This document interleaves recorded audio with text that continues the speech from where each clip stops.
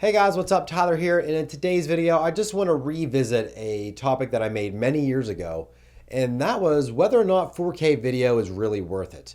It's now 2020, many years since I made, well, not really many years, but a few years since I made that last video, and I have a camera now that does 4K video. I can shoot 4K with my drone, and some people have asked in that video, have your opinions changed? What do you think is the role of 4K video? Do you think it's the standard? And I'm going to talk about that in today's video. And so I purchased a Canon M50 a couple months ago, and it has a 4K video option.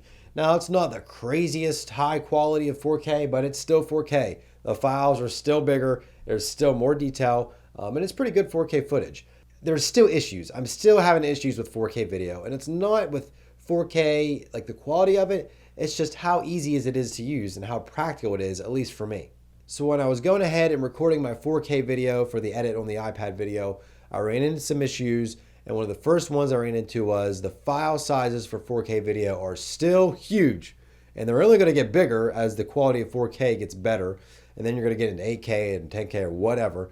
But these files filled up my cards in a matter of minutes, and I wasn't really prepared for that. I do have cards laying around easily, but I only have 32 gigabyte cards, because I'd rather have multiple cards and not have like two main cards that are 128 gigabytes and then one fails on me and then I'm out of luck for half a card or half my storage space. I prefer to have multiple smaller cards, but whenever you're shooting 4K, that doesn't always equal ease of use. I'm recording on this M50, and then like after a few minutes, it was probably more than a few, but it's like, oh, storage space is full, gotta swap out the camera or swap out the card, so I have to get the camera off the tripod, take off the tripod plate, swap out the cards, and then the battery dies on me. And I'm like, okay, now I gotta swap out my battery, and then put a new battery in. And the video files were just taking up a lot of space on my card. And I don't have that issue when I shoot in 1080p. I keep my cards relatively empty, so I don't have to deal with that, but there still is the issue. 4K video files are big, they take up a lot of room on your SD cards. And then in addition to taking up a lot of room, they take a long time to transfer. So 1080p video doesn't take that long to transfer at all. If you're using a card reader, obviously it's going to be slower than using something like a USB 3.0 port. Whenever I was transferring the footage to the iPad, guys, this took like a half hour to import, about 12 or 13 files. Took me a half hour. Now, some of those were longer files, but oh my gosh, like I'm sitting here waiting around to try to edit this video just so this can import.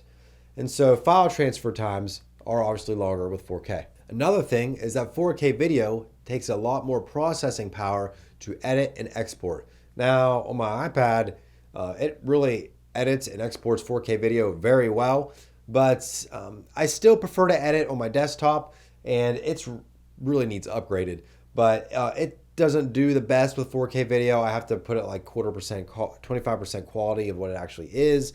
With 1080p, I can edit at 100% quality. So that is an issue, and I like being able to see what I'm editing. I don't like it to be fuzzy, because then you're wondering, is stuff in focus? Is it out of focus? And so that is an issue. You got to make sure you have a computer or an iPad that's strong enough and powerful enough to edit that video. But for a lot of people, they're using computers that they've had for years, and just to upgrade just so you can edit 4K is going to be another added expense if you just bought the camera anyways for 4K video. And so 4K isn't all that bad. I know I just ranted and reamed on it for having absolutely huge file sizes, for taking more processing power to export it, and just taking longer overall for your whole production flow to just process through from beginning to end. And it takes more battery power, more cards, but there is still some good that comes from 4K. And I used to say that 4K was expensive. You had to buy a new camera, and it was usually more expensive to buy a camera that shoots good 4K. But honestly, cameras are getting better and better, and they're also getting cheaper and cheaper.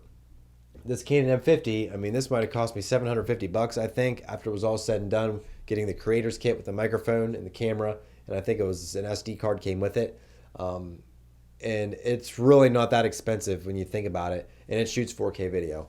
And most cell phones now shoot 4K, and some even shoot 8K, and 4K is pretty accessible. It's not expensive like it used to be in the past.